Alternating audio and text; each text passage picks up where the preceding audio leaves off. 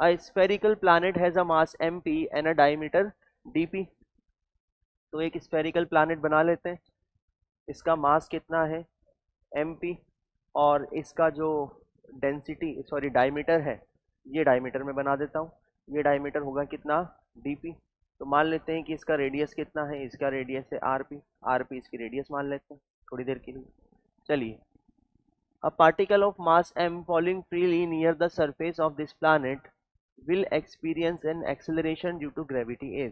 तो मान लेते हैं कि यहाँ पर इसके अर्थ के सॉरी इस प्लानेट स्फेरिकल प्लानेट के सरफेस के जस्ट नियर एक पार्टिकल है मास m, और यहाँ पर हमें क्या बताना है, उसका ग्रेविटेशनल फील्ड बताना है। यानी कि एक्सेलरेशन ड्यू टू ग्रेविटी क्या होता है, ग्रेविटेशनल फील्ड होती है किसी भी प्लानेट के।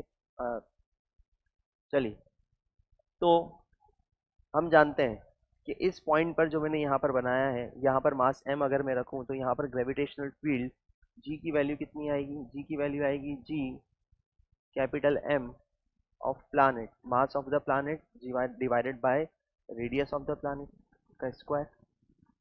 जानते हैं हम g इज इक्वल टू होता है gmm divided by rp square, और एक्सेलरेशन ड्यू टू ग्रेविटी कुछ नहीं होता, किसी पॉइंट पर एक्सेलरेशन, किसी पॉइंट पर ग्रेविटेशनल फील्ड की इंटेंसिटी ही होती है जिसकी वैल्यू होती है gm divided by r square. तो यहाँ पर m है mass of the planet, rp है क्या, radius of that planet.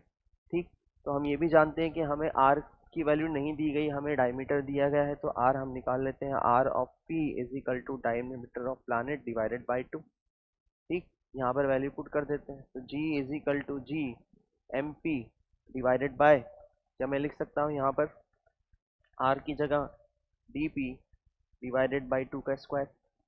So g is equal to 4 GMP divided by D P square. ठीक, तो ये हमारा क्या होगा, रिजल्ट होगा एक्सेलरेशन ड्यू टू ग्रेविटी, यानी कि ग्रेविटेशनल फील्ड इंटेंसिटी किसी स्फेरिकल प्लैनेट के सरफेस के पास। ठीक है, तो इसके अकॉर्डिंग हमारा आंसर क्या आ जाएगा, 4 GMP divided by D P square means option 1 is correct answer.